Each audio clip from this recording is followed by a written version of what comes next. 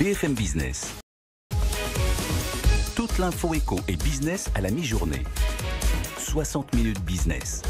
Guillaume Paul.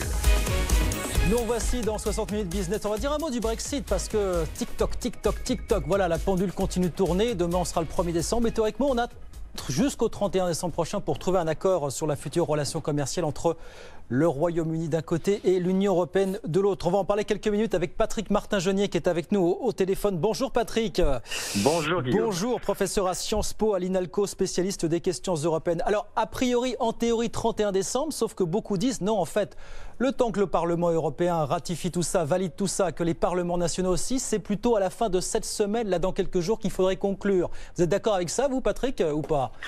Écoutez, moi je suis très pessimiste parce qu'on est en train d'inventer aujourd'hui une façon d'appliquer un accord qui ne serait ratifié par personne parce que de toute façon la période transitoire prend fin le 31 décembre et donc le 1er janvier 2021 c'est fini.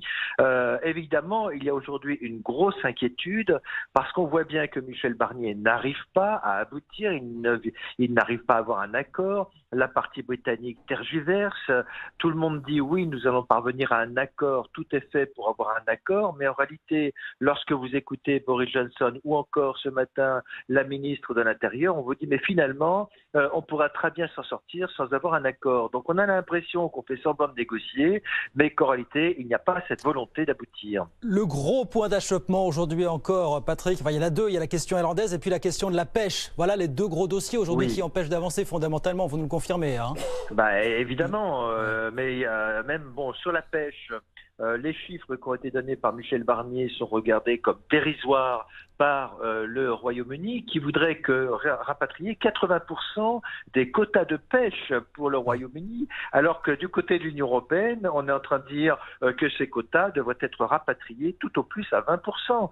Donc on est en plein dans le malentendu, l'absence de compréhension, de même sur les conditions d'une concurrence équitable entre l'Union européenne et le Royaume-Uni. En réalité, on avait dit oui, mais on a fait des progrès, mais Michel Barnier a dit ces progrès, finalement, c'est tout à fait éphémère, car systématiquement, la partie britannique revient sur ses engagements. On est toujours dans le même constat, Patrick, c'est-à-dire que si rien n'est fait, si on va vers un hard Brexit au 1er janvier prochain, on revient à une relation commerciale qui sera celle conforme aux règles de l'OMC, retour des quotas, retour des voilà. Oui.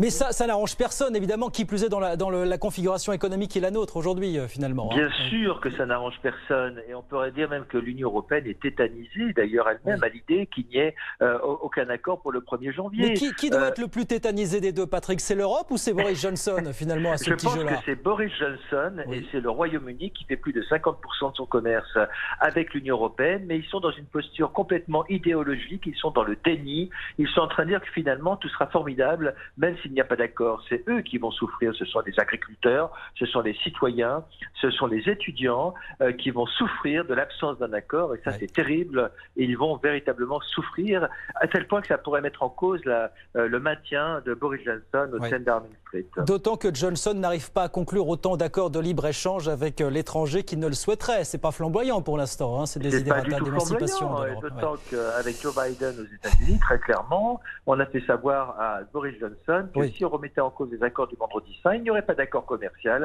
avec les États-Unis.